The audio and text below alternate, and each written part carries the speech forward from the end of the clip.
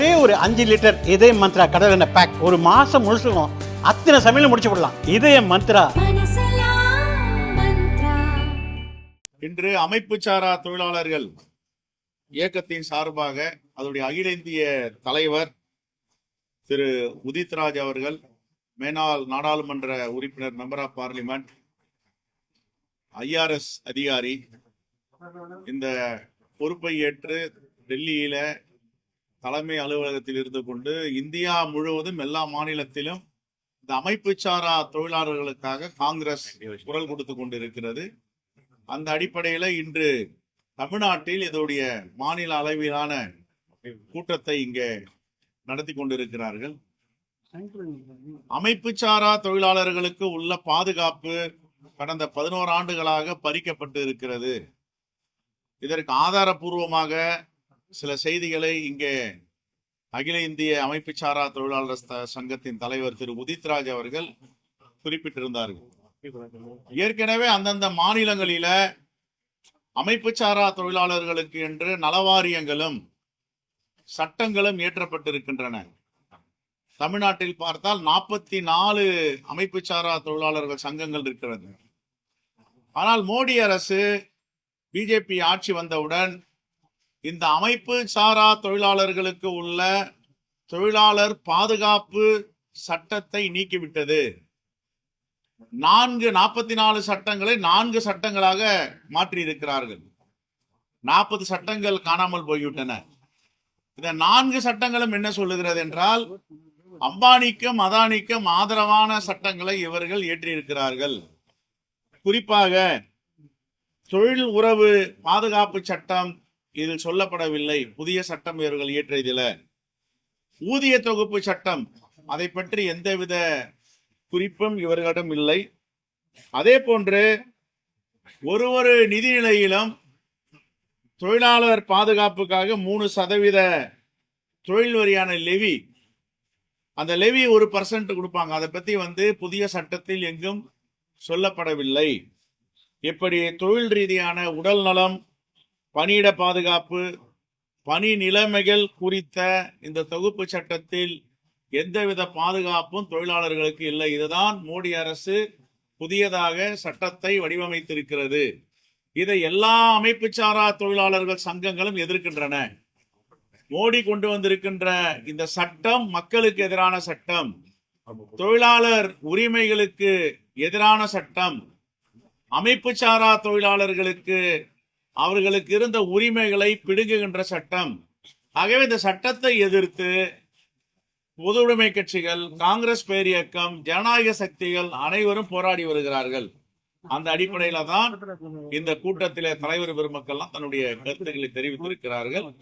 அகில இந்திய தலைவர் திரு உதித்ராஜ் IRS அவர்களை காங்கிரஸ் பேரியக்கத்தின் சார்பாக நாங்கள் வரவேற்கிறோம். இப்பொழுது கூட்டம் தொடர்ந்து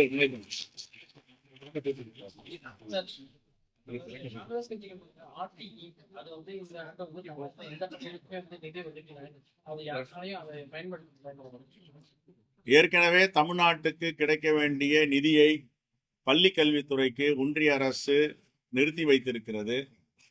என்ன காரணம் சொல்லுகிறார்கள்? புதிய கல்விக் கொள்கை, நியூ எஜுகேஷன் பாலிசி, இதை எடுத்து நீங்கள் ஏற்றுக்கொண்டால்தான், கையொப்பமிட்டால் தான் தருவோம் என்று சொல்லுகிறார்கள். 2325 கோடி வரை நமக்கு வர வேண்டியது இருக்கிறது. இந்த நம்முடைய பங்களிப்பு அவர்கள் கொடுக்க வேண்டிய நிதியிலிருந்து தான் சம்பளம் கொடுக்கிறோம்.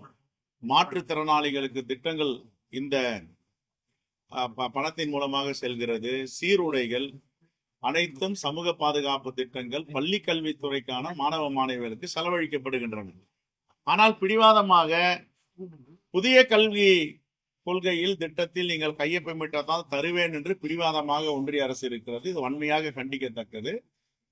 காங்கிரஸ் பேரியக்கம் இருக்கும் பொழுது கூட நவோதயா பள்ளிக்கூடங்கள் என்று ஒரு திட்டத்தை கொண்டு வந்தார்கள். தமிழ்நாடு அரசு அதை ஏற்றுக்கொள்ளவில்லை, அதை கைவிட்டு விட்டார்கள். நீங்கள் ஏற்றுக்கொள்வதும் ஏற்றுக்கொள்ளாததும் அந்தந்த மாநிலத்தின் உரிமை என்று அவ்வளவு பெருந்தன்மையாக காங்கிரஸ் பேரியக்கம் ஆட்சி செய்தது. ஆகையால் நீங்க நவோதயாவை நீங்க ஏற்றுக்கொள்ளவில்லை என்பதற்காக அந்த நிதியை யாரும் நிறுத்தல, நிதி கொடுத்துட்டு தான் இருந்தாங்க. ஆனா இப்ப புதிய கல்விக் கொள்கை, நியூ எஜுகேஷன் பாலிசி கொண்டு வந்ததுனால இவங்க என்ன சொல்றாங்க, இதை நீ கையொப்பமிட்டாதான் உங்களுக்கு பணம் அப்படின்றாங்க.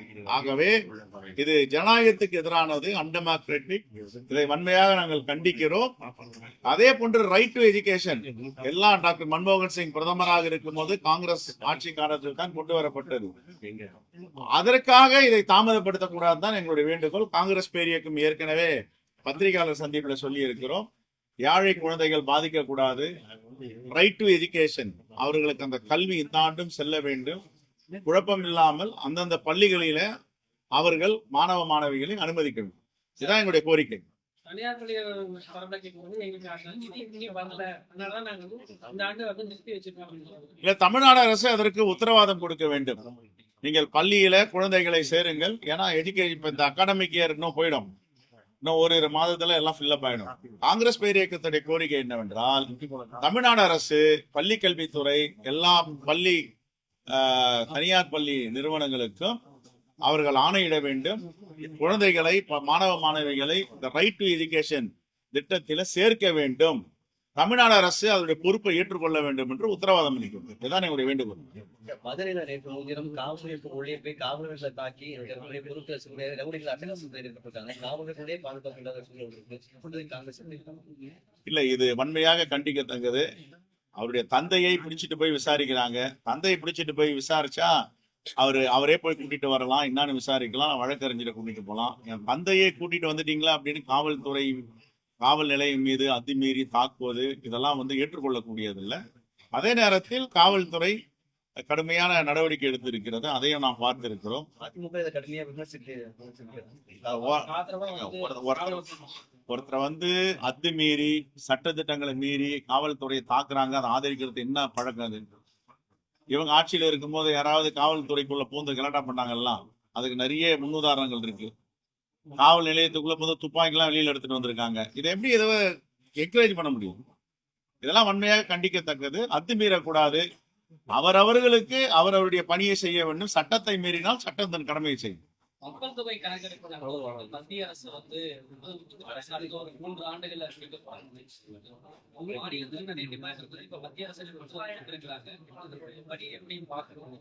எதற்காக 3 ஆண்டுகள் திட்டம் உடனே நிறைவேற்ற வேண்டியதானே?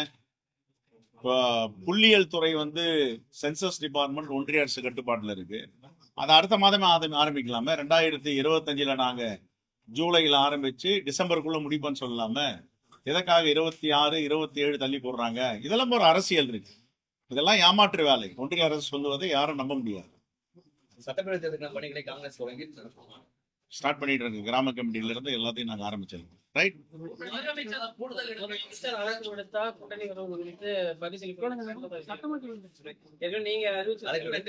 இல்ல, நான் ஏற்கனவே தெளிவா சொன்னேன். அது தவறா பத்திரிகை எல்லாம் இன்டர்பிரட் பண்ணாங்க 1-2 தொலைக்காட்சிகள். இந்தியா கூட்டணியை பொறுத்த வரைக்கும் தமிழ்நாட்டில் தீர்மானிப்பவர் இந்தியா கூட்டணிய தலைவர், மாண்பு முதலமைச்சர் அண்ணன் தளபதியும் தெளிவா சொல்லிட்டார். அவர்கள் வந்தா வரவேற்பு, யார் வந்தாலும் நாங்க வரவேற்போம். யாரையும் வேணாம் பண்றது. ஜனநாயக நாடு இது. டெமோக்ராட்டிக் இந்தியா கூட்டணி என்பது ஒரு டெமோக்ராட்டிக் பார்வையில இருக்கிற ஒரு கூட்டணி. அதனால யார் வந்தாலும் வரவேற்போம். ஆனா முடிவெடுக்கிறது மாண்பு முதலமைச்சர், இந்த கூட்டணியினுடைய தமிழ்நாட்டின் தலைவர், அவர் தான் முடிவெடுக்கும். இந்தியா கூட்டணியில இருக்கக்கூடிய கட்சிகள்ல வந்து சில கட்சிகள் இப்போது எங்களுக்கு வந்து கலைஞர் காலத்துல வந்து கூடுதல் பகுதி வேணும் அப்படின்னு கேட்க ஆரம்பிச்சிருக்காங்க. காங்கிரஸை தவிர இல்ல, அவங்க மாநில கட்சிகள் அவங்க இங்க பேசுறாங்க. எங்களது தேசிய கட்சி அகில இந்திய காங்கிரஸ் தலைமை தான் எல்லா முடிவையும் எடுப்பாங்க. அவங்களுடைய பார்வை அது. எங்களை பொறுத்த வரைக்கும் எங்களுடைய அகில இந்திய தலைமை வந்து முடிவு பண்ணுவாங்க. 234 கொடுத்தாலும் விருப்பம் தான் எங்களுக்கு. யார் வேணாம்.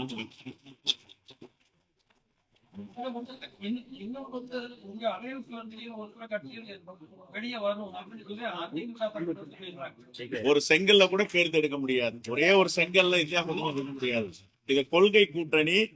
இந்த பாசிச சக்திகளை விரட்டுகின்ற கூட்டணி, தமிழ்நாட்டு மக்களை பாதுகாக்கின்ற கூட்டணி. ஒருபோதும் யாரும் இந்த கூட்டணியை விட்டு விலகவும் மாட்டாங்க. சேருவதற்கு நிறைய பேர் விருப்பம் தெரிவிச்சிருக்காங்க. வாய்ப்பு இருக்கு. யாருமே வெளியே போக மாட்டாங்க அப்படிங்கறது நீங்க உறுதியா அதை எப்படி குறைச்சு கொடுப்பாங்க? ஏன் உங்களுக்கு ஒரு நெகட்டிவ் தாட்ஸ்லயே இருக்கீங்க? பாசிட்டிவா பேசுங்க. நான் நெகட்டிவா சொன்ன மாதிரி நீங்க எதிர்பார்த்தீங்கன்னு ஐயா, நீங்க திருக்குறளை கண்டிப்பா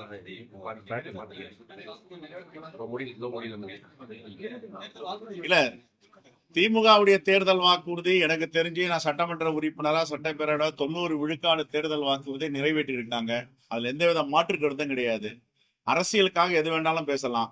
அதே போன்று தேர்தல் வாக்குறுதி கொடுக்காத வாக்குறுதி நிறைவேற்றிருக்காங்க. தேர்தல் காலத்துல சொல்லாததெல்லாம் எண்ணெய் எழுத்து, மக்களை தேடி மருத்துவம், இல்லம் தேடி கல்வி, இன்னுயிர் காப்போம் 48, இந்த காலை உணவு திட்டம் எந்த தேர்தல் அறிக்கையில கொடுத்தாங்க?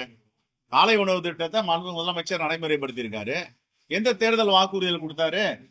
தேர்தல் வாக்குறுதிகள் கொடுக்காதெல்லாம் பல திட்டங்களை நிறைவேற்றி இருக்காங்க. இப்போ தமிழ் புதல்வன் எந்த தேர்தல் வாக்குறுதி? புதுமை பெண் எந்த தேர்தல் வாக்குறுதி? நான் முதல்வன் எந்த தேர்தல் வாக்குறுதி?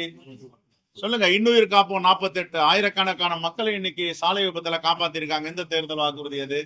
இல்லம் தேடும் கல்வி, கொரோனா பெருந்தொற்று காலத்துல குழந்தைகள் படிக்க இயலவில்லை என்று வீட்டுக்கே போயிட்டு டியூஷன் எடுத்தாங்க. இல்லம் தேடும் கல்வி, மக்களை தேடி மருத்துவம், இது மாதிரி நிறைய திட்டங்கள் தேர்தல் வாக்குறுதி சொல்லாத. அதை பத்தி யாரும் பேச மாட்டாங்க. அதை பத்தி பேசணும்ல.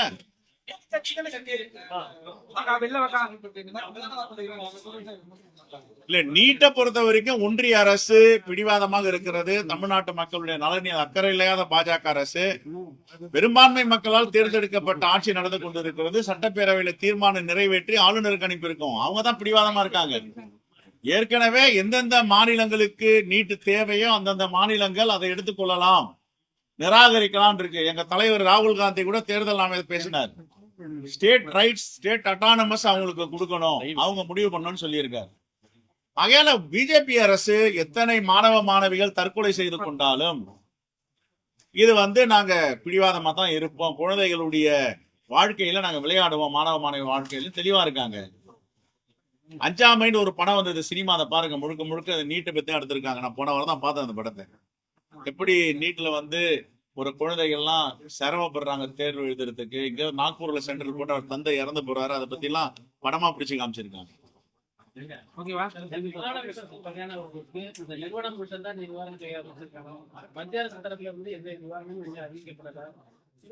மத்திய அரசு மக்களுக்கான மத்திய அரசு இல்லை. அதனால அவர்கள் அறிவிப்பதற்கு வாய்ப்பு இல்லை. அந்த நிறுவனம் பொறுப்பேற்று அறிவிச்சிருக்கு, டாடா நிறுவனம். ரைட்.